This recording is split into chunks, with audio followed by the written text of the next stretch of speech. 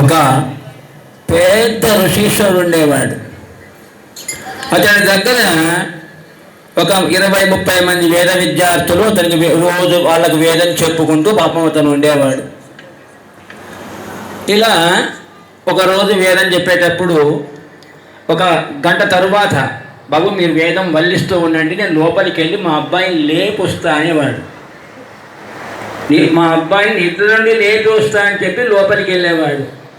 తర్వాత మళ్ళీ వచ్చి వేదం చెప్పేవాడు. ఇంకొక గంట తర్వాత మళ్ళీ వెళ్ళి ఆయనకు స్నానం చేయించి వస్తా అనేవాడు.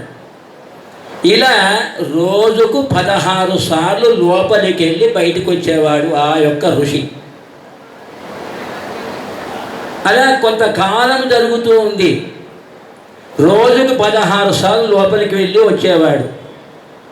ఇలా కొంతకాలమైన తరువాత ఆ ఋషీశ్వరునికి పైనుంచి ఆర్డర్ వచ్చింది రమ్మని, పైనుంచి పిలుపు వచ్చింది రండి అని.